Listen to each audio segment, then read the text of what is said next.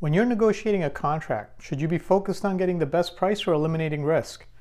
Now, I know that's a hard question to answer because there are so many factors to consider, especially with technology agreements. Is it software or hardware or professional services? Is this mission critical or client facing? Is it direct or indirect spend? There are obviously a lot of variables to consider when you're laying out your negotiating strategy, but there are two things that remain fairly constant. Lawyers will always want to minimize risk, and salespeople will always want to maximize revenue. And the real fun begins when these two opposing forces meet.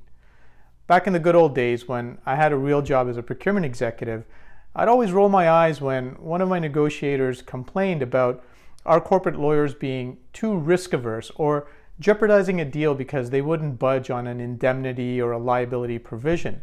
But what they saw as an obstacle in negotiations was actually an opportunity to create leverage.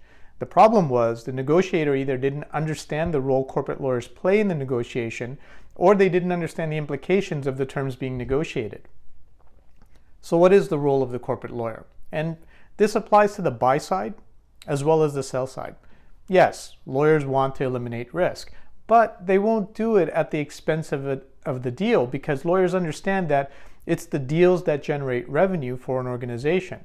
But they also understand that risking a data privacy breach or an IP infringement lawsuit may not be worth the deal that's on the table. However, and this is where you as an executive need to coach your negotiators, there are varying degrees of risk, and everything in a contract is quantifiable. So what do I mean by quantifiable? Well, for example, in software deals, the buy-side lawyers always want strong IP infringement language, which basically means the customer is protected if some software developer crawls out of his basement and accuses the supplier of stealing his intellectual property.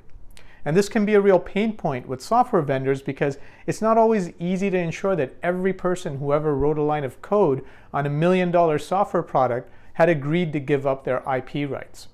If it was just employees doing the development, that would be one thing. But the economic reality is that most software companies outsource some or all of their core development to third-party contractors, and they rely on those contractors to ensure the IP is protected. Now, that's a lot of risk for a customer to absorb, and any good corporate lawyer is going to want to eliminate that risk. But they also want context. And for some reason, I'd have negotiators who'd prefer to sit in my office complaining about lawyers rather than sitting with the lawyers and giving them the context of the deal. If the software we were buying wasn't client-facing or revenue-generating, and it was under a certain dollar threshold, my corporate lawyers were always willing to be flexible on IP infringement as long as we tightened up things like limitation of liability. But anytime I made a concession on legal terms, I'd demand a concession on price. Now, I realize that's a bit of a generalization, but I hope you get the point. Corporate lawyers are going to be risk-averse. If they weren't, I'd stop using them. So if your negotiator is avoiding the lawyers or views them as an obstacle, that's a problem. A good negotiator understands their lawyer's threshold of acceptable risk and works with them to negotiate a deal that doesn't exceed their threshold.